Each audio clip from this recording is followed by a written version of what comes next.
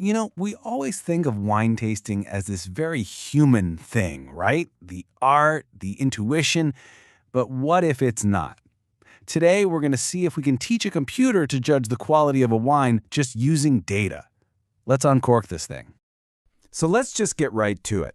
Can a computer really become a wine critic? And we're not talking about some robot swirling a glass here.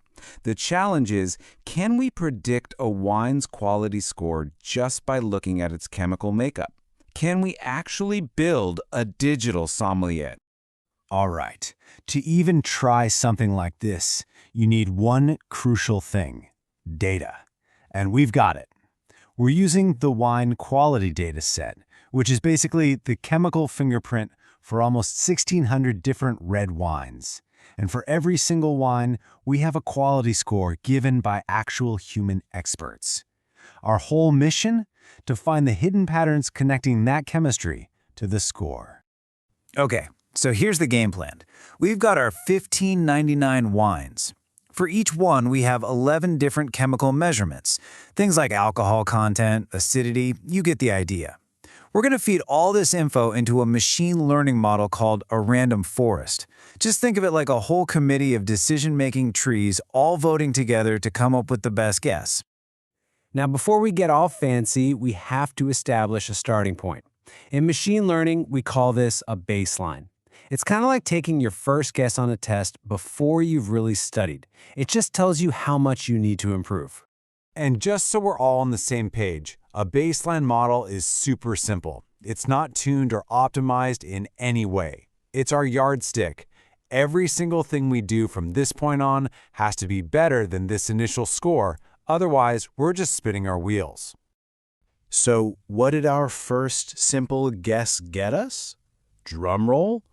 56.2% accuracy. There it is. That's our baseline. That is the number to beat. 56.2%.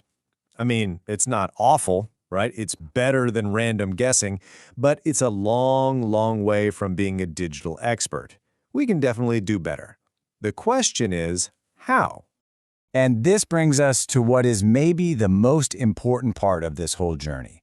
See, the obvious next step might seem like, oh, just get a bigger, more complex algorithm, but that's not what we're going to do.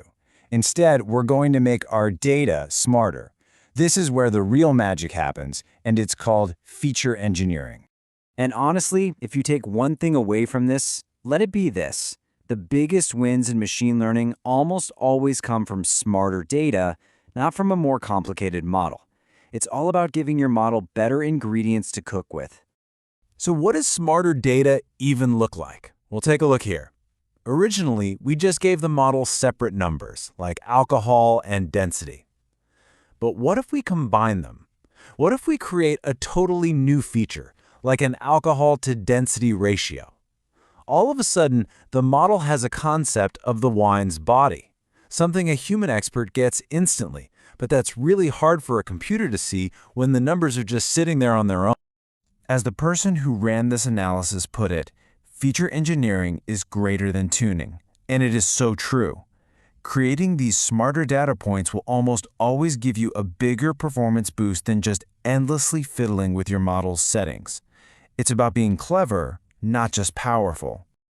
Okay, so now that we have our awesome new features, now it's time to fine-tune the model itself.